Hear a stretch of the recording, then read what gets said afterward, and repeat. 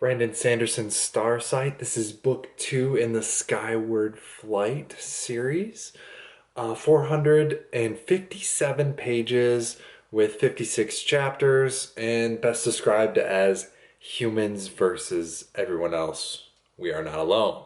So, book 1, we were on Doritas, where the humans had crash landed and made a society underground on the planet, and were being chased by the Krell.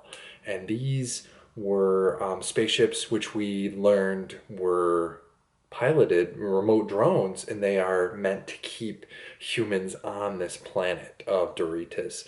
The planet is surrounded by a shell of defense platforms that are floating in the air, and they use acclivity stone to float, and that's also what the ships, the fighter pilots, use in their ships to, fly, hover, transport, that kind of thing.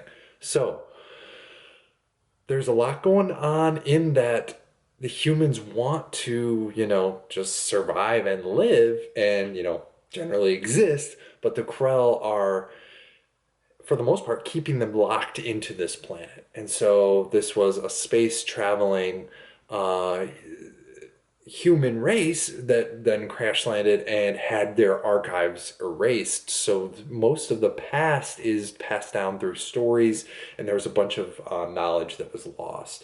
So not a lot of technological prowess in that they've even found fighter jets that were even more advanced, hence MBOT.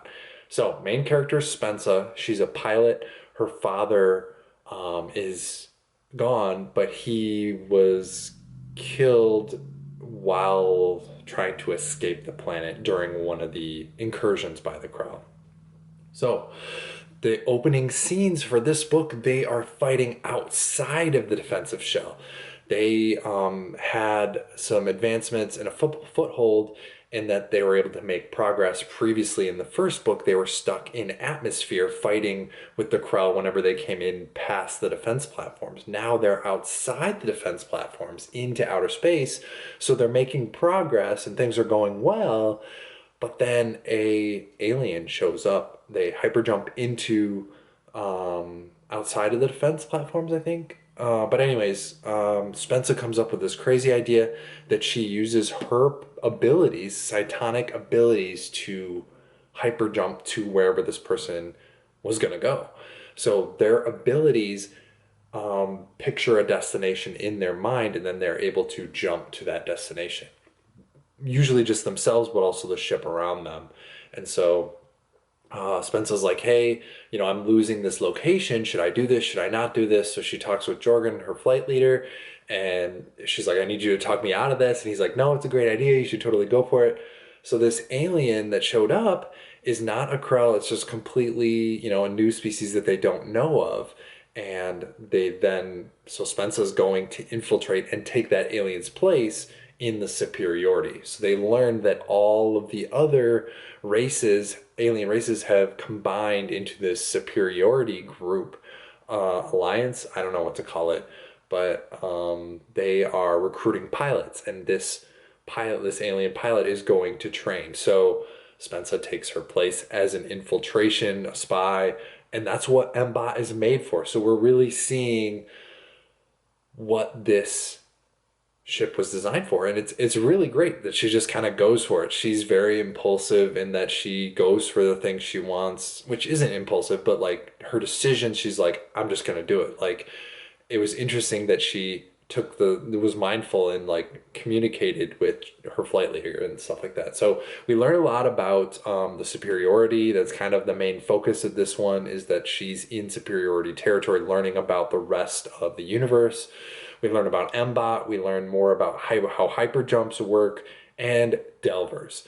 The rest of the series is less about humans versus aliens and more about everyone versus Delvers.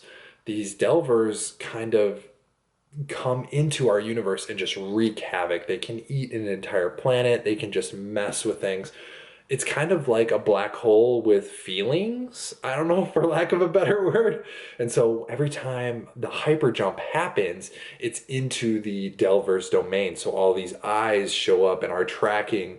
And it's just really an interesting concept in that the universe looks back at you. We're literally not alone because the universe is looking back. So we don't really know much about the Delvers other than that they are bad, quote unquote, and that they wreak havoc. So the Superiority is recruiting pilots to then somehow combat the Delvers. And the Superiority, they value this anti-aggressive, anti-AI policy. We don't know why for sure, but we think that in the past, humans almost took over the universe twice.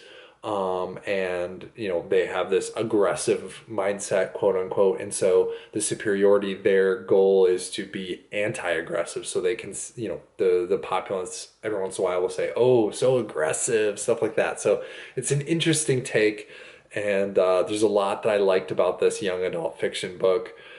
The variety of different alien races was fun. The scope and just the differential between them. They all have a common enemy in that the Delvers, right? It affects humans, it affects aliens, everyone. And I like that they didn't have all the same technology. What was advanced for one race might not be the same or even available to another. So that was really cool. And we learned more about the cytonic powers and about hyperjumping. So good stuff there. Things I didn't really like, there was politics, which any large group of people there's going to be disagreements. Any small group of people there's going to be disagreements, but there was kind of the power shift between the initial person that Spensa met and the defense leader, defense chief of the Superiority.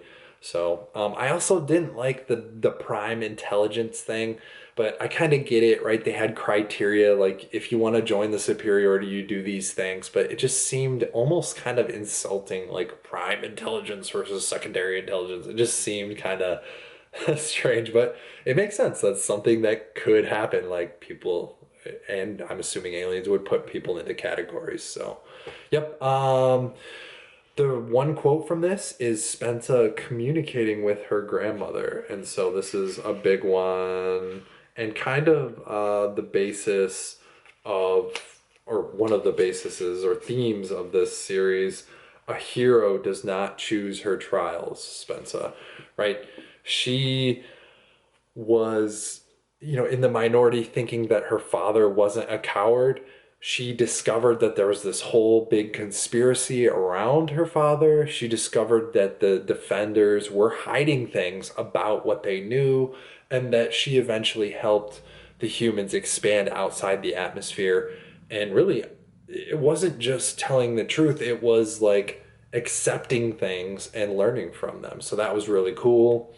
I liked that she went against her typically impulsive decision making and pulled in somebody else, and that was really cool. I really like her relationship with Mbot, and Doomslug keeps getting mentioned over and over and over again, so of course he has to play a role in future books. So curious to see about this. I thought it was a trilogy. Apparently it's 4 books. This one was a lot of fun, very interesting, and I'm looking forward to the future books. So last thing I can think of is this got picked up as a television series by NBC Universal in 2020. So I think this would make a marvelous TV show or movie. Lots of fun. Give it a read. It's absolutely worth your time. And remember to buy your books used.